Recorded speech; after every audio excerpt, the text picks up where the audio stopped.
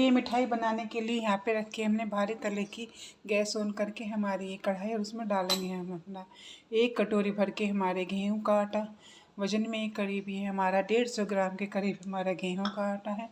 Gas का flame medium रखेंगे और मीडियम फ्लेम पे इसको लगातार चलाते हुए हम आटे को हल्का सा ब्राउन होने तक भूनेंगे। अभी इसमें हमने घी ऐड नहीं करा, 2 से 3 मिनट भूनने के बाद हम इसमें अपना घी ऐड करेंगे।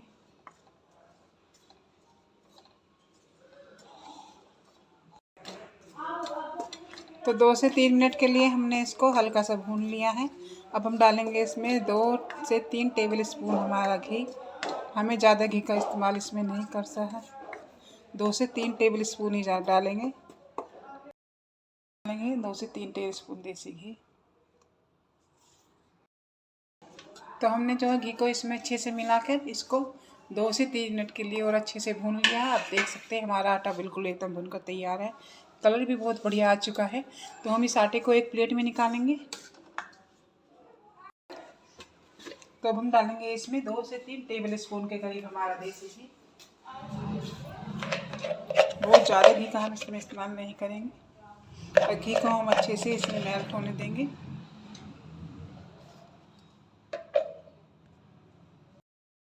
अच्छे से मेल्ट हो चुका है। अब और इसको अच्छे से गर्म भी कर लिया है।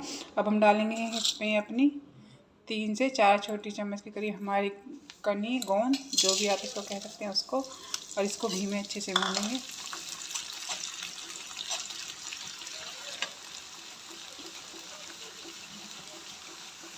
तो हमारी जो गोंद अच्छे से भून चुकी है, इसको भी अलग प्लेट में निकाल लेंगे।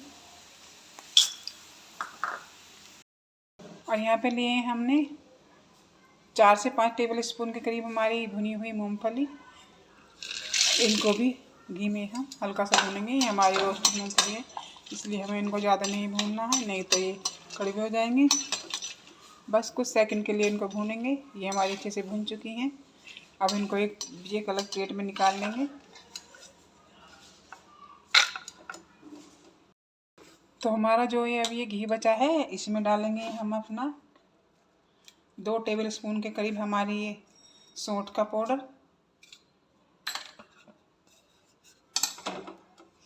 बहुत ही थोड़ा सा, आधे छोटी चम्मच से भी कम हमारा हल्दी पाउडर,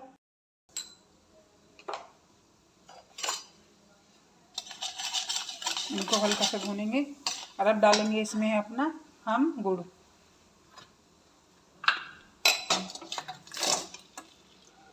और इसमें डालेंगे हम 1/4 कप, आधा कप से भी कम हमारा पानी। फ्लेम पे गुड़ को लगातार चलाते हुए अच्छे से हम मेल्ट होने देंगे, इसकी चाशनी तैयार करेंगे। तो इतने हमारे जो भी हमने ये गोंद और हमारा जो ये मूंगफली है, इनको हल्का सा दरदरा पीस के तैयार कर लेते हैं। तो आप देख सकते हैं गुड़ जो हमारा अच्छे से मेल्ट हो चुका है। इसकी जो चाशनी बन गई, हमें इसको ज़्यादा ही नहीं, इसकी कोई तार की चाशनी नहीं बनानी है। तो यहीं पर डालेंगे हम अपना आटा।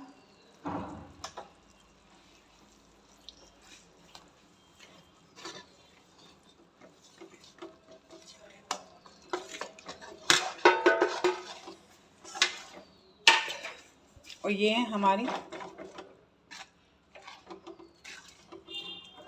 जो मूंगफली और गोंद, जिसको हमने दरदरा करके तैयार कर लिया है। सारी चीज़ों को अच्छे से मिक्स करेंगे। चीज़ों को अच्छे से मिक्स कर दिया है। अब हम गैस का फ्लेम ऑफ करेंगे। तो आइए इसकी हम अपनी एक प्लेट में इसको जमाते हैं।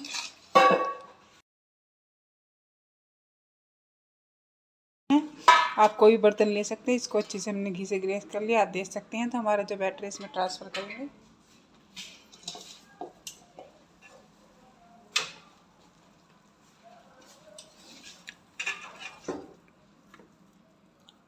चम्मच की सहायता से इसमें अच्छे से इसको फैला देंगे चारों साइडों में।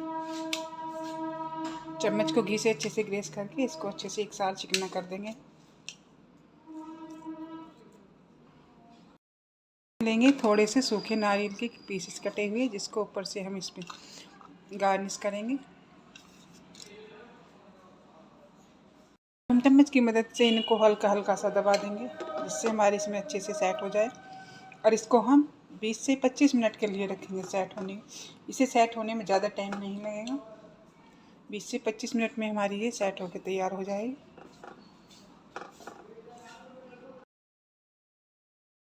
के लिए हमने इसको अच्छे से सेट होने के लिए रख दिया था। आप देख सकते हैं हमारी अच्छे से एकदम बिल्कुल ये सेट हो चुकी है।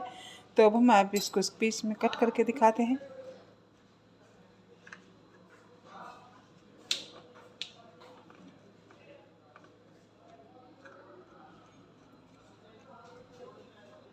सकते हैं हमने इसको पीसेस में कट कर लिया। अब हम आप उसको एक पीस निकाल के दिखाते हैं।